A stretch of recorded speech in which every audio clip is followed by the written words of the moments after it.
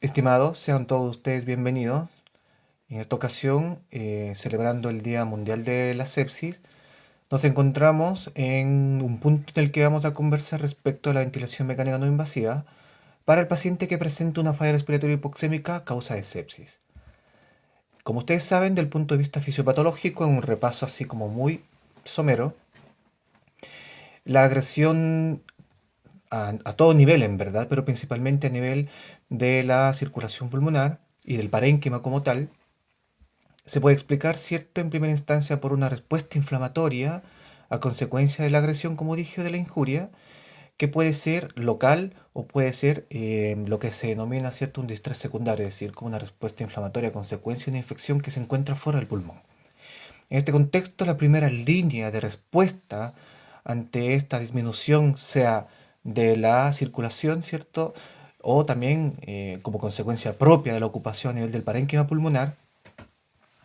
la primera línea de respuesta va a ser, ¿cierto?, el reflejo de vasoconstricción pulmonar hipoxémica, ¿ya? En donde hay una redistribución de las zonas de flujo a las zonas que se encuentran mejor ventiladas, siendo A, ¿cierto?, en este caso, en una de nuestras publicaciones, eh,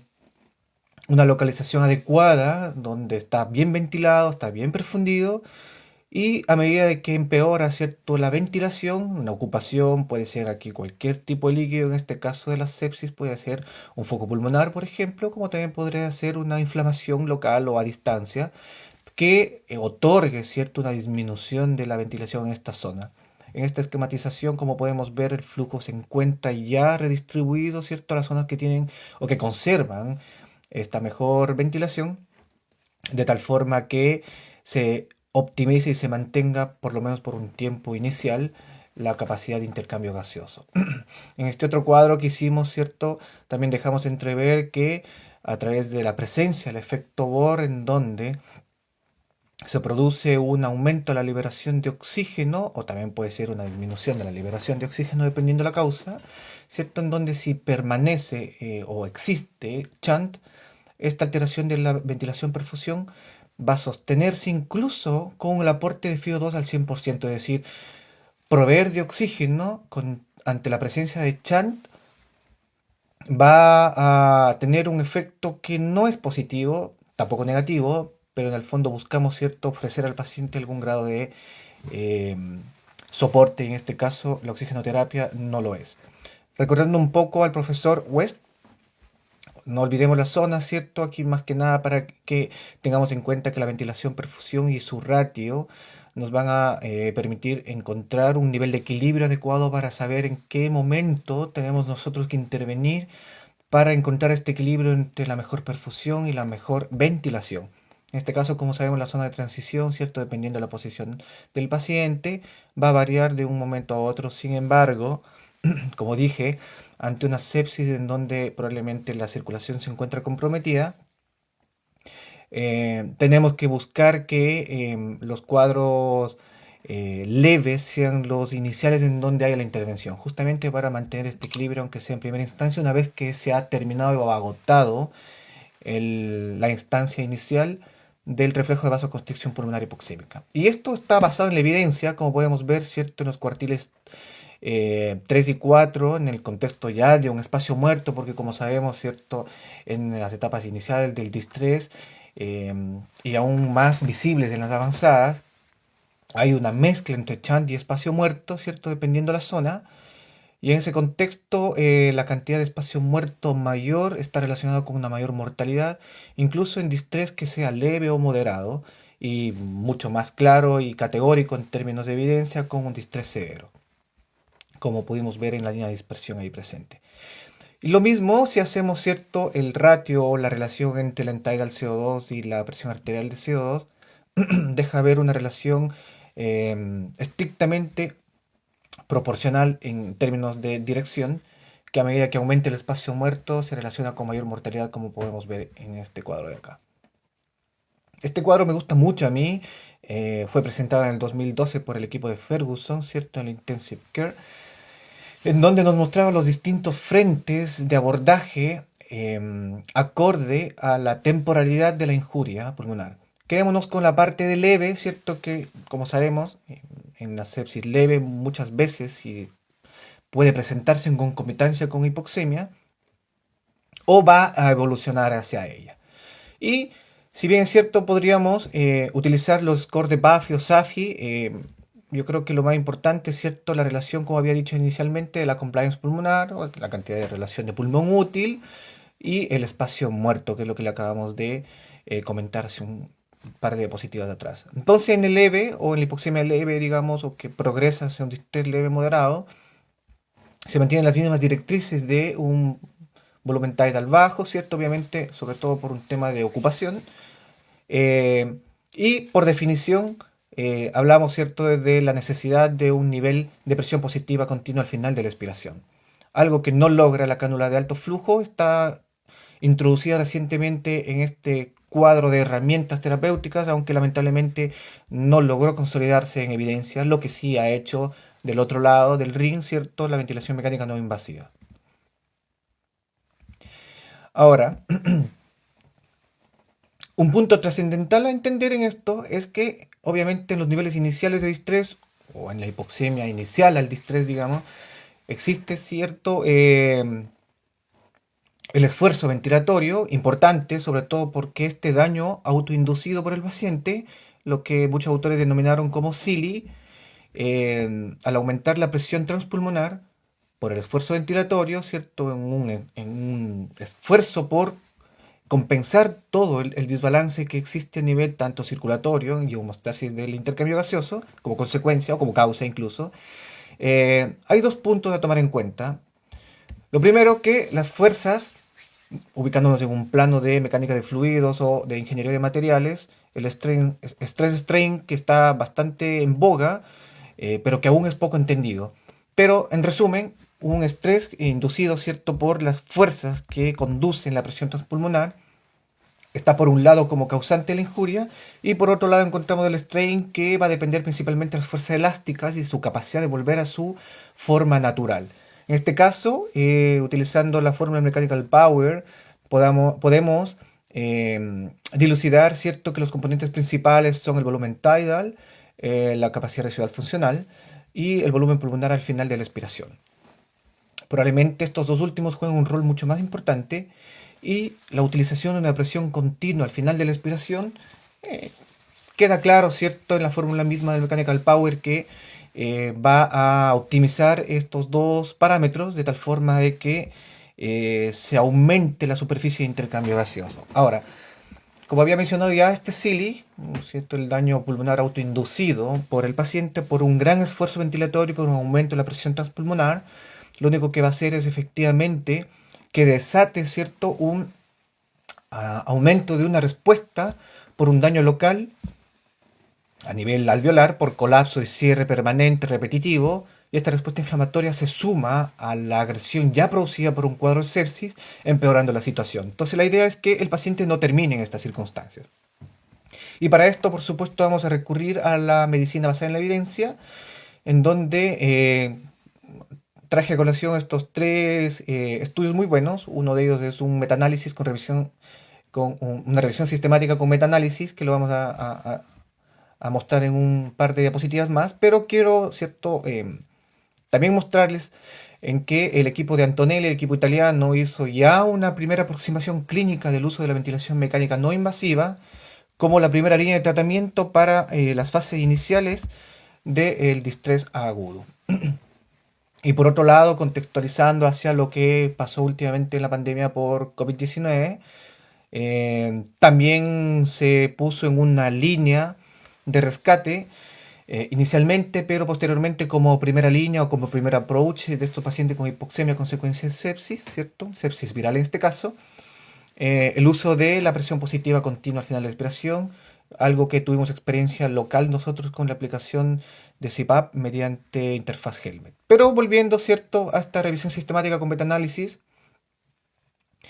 podemos ver que si utilizamos, ¿cierto?, la PAFI como un subrogado del intercambio gaseoso, con secundaria sepsis por supuesto, y una aplicación de la presión positiva continua al final de la respiración o presión de distensión continua, podemos ver que ante un baseline, ¿cierto?, con un intercambio que está bastante disminuido,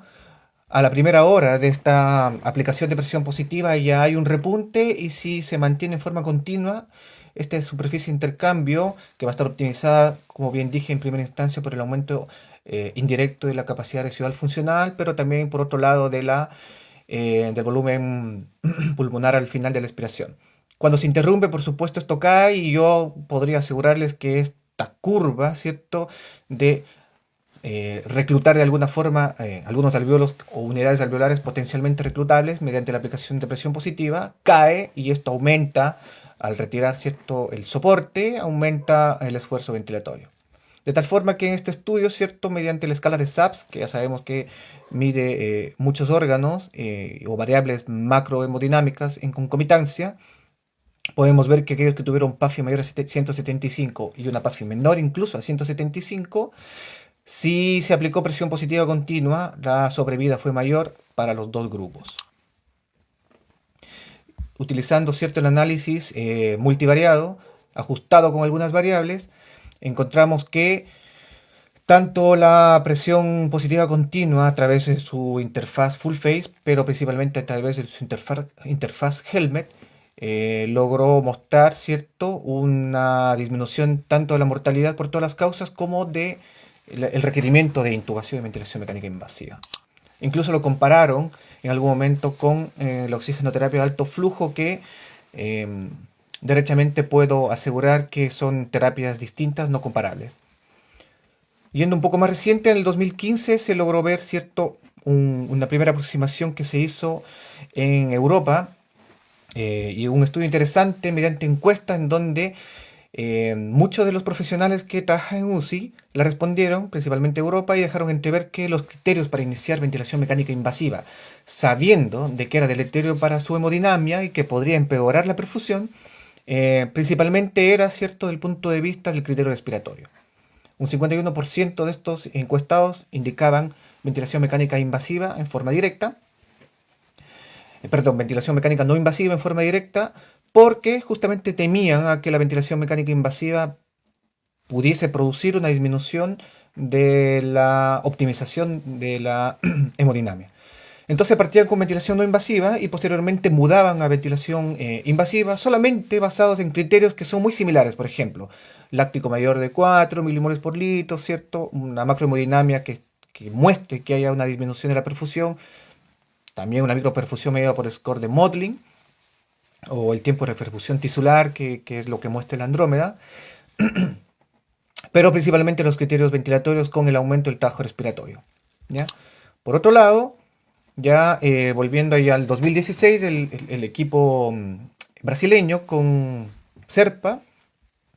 mostraron una recomendación del uso de ventilación mecánica no invasiva en aquellos casos seleccionados de distrés leve o hipoxemia inicial, justamente en etapas iniciales para evitar que esto empeore. Es decir, le vamos a dar un soporte ventilatorio al paciente para disminuir su trabajo ventilatorio, disminuir el consumo de oxígeno y por supuesto hay una disminución del daño a nivel de las fibras del diafragma, que es el músculo que mayormente se encuentra comprometido tanto por injuria indirecta por inflamación como por aumento de su trabajo y un estrés tren al cual es sometido. En este mismo trabajo del equipo chino, en donde se hizo un estudio observacional prospectivo de multicéntrico de 16 UCIs, ¿ya? Dejó entrever que efectivamente ellos tienen como primera línea de tratamiento el uso de la ventilación mecánica no invasiva. Y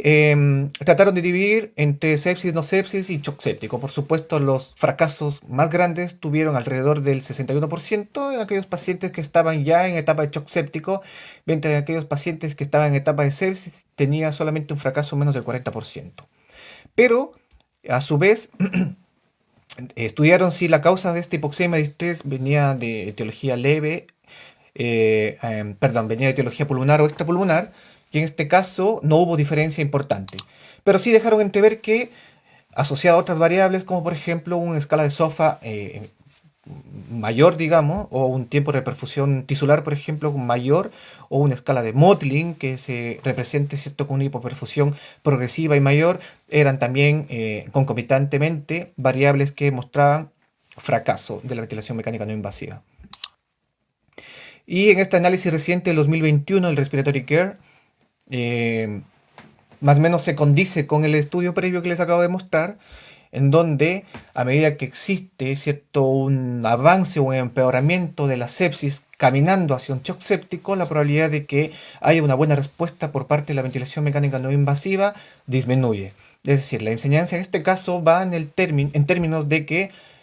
idealmente estemos atentos para cuando nuestro paciente empiece a mostrar signos de agotamiento ventilatorio, de aumento del trabajo respiratorio, y de esa forma brindarle un soporte inicial adecuado, de tal forma que no se sumen noxias como el del aumento de la presión transpulmonar por un esfuerzo vigoroso y que empeore el cuadro inflamatorio que ya está presentando este paciente y que por supuesto sea deleterio y que lo empeore. Entonces, en este análisis, que es un estudio observacional retrospectivo en este caso, también concluyeron los autores, que en este caso son un estudio norteamericano, concluyeron que a una mayor escala SOFA había una mayor probabilidad de asociación con fracaso del uso de ventilación mecánica no invasiva, indistinto de si la causa era pulmonar o extrapulmonar, y que por supuesto, como podemos ver acá, mientras más hipoxémicos estaban, más fácilmente era o más se relacionaba con la probabilidad de fracaso cuando se brindaba soporte en etapas más tardías. Y lo que yo quiero resaltar de este estudio es que probablemente su uso, su aplicación está dado en la etapa de emergencia, es decir, cuando el paciente eh, hace su primer approach, ¿cierto?, en la consulta médica porque se siente mal o porque está enfermo. Y como podemos ver, las causas de esta sepsis en este estudio, las causas principales fueron tanto para la falla de ventilación mecánica invasiva eh, como no invasiva, la neumonía y la infección del tracto respiratorio. Y en ese mismo estudio, bueno, podemos ver que hay una hipocapnia a consecuencia del aumento del trabajo ventilatorio y que por supuesto la mortalidad está relacionada con la falla de esta ventilación mecánica no invasiva a consecuencia, ¿cierto?, de una introducción del soporte en forma tardía. Entonces la enseñanza es que estemos atentos al momento en el cual el paciente necesita el soporte para poder brindarle las herramientas necesarias para evitar que se sume una noxa más allá de la sepsis que está enfrentando el paciente. Contradictoriamente, la campaña Sobreviviendo a la Sepsis no la recomienda porque encontraron ellos que tenían un nivel de evidencia bajo y de frente no lo recomendaban. Sin embargo, tanto el LungSafe como el Recovery, con sus estudios muy recientes, dejaron entrever que no es tan así, de que habría que reconsiderar esta indicación y que efectivamente, junto con la última publicación que alcanzamos a hacer con nuestro equipo de Wevent, en donde dejamos ver que CPAP, etapas tempranas de el cuadro inflamatorio, en este caso por COVID, tenía mucha mayor probabilidad de sobrevida, pero principalmente y secundariamente, perdón, de necesidad o requerimiento de ventilación mecánica no invasiva. Tanto así que se hicimos una comparación en paralelo con el oxígeno de alto flujo y para alcanzar el éxito que se alcanza con CPAP, habría que tratar más de 12 pacientes con alto flujo para recién encontrar el efecto que se logra con la aplicación de presión positiva continua al final de la respiración para un paciente. Entonces, la discusión cerrada en este contexto, terapias distintas, pero como dije, atentos con nuestros pacientes con sepsis,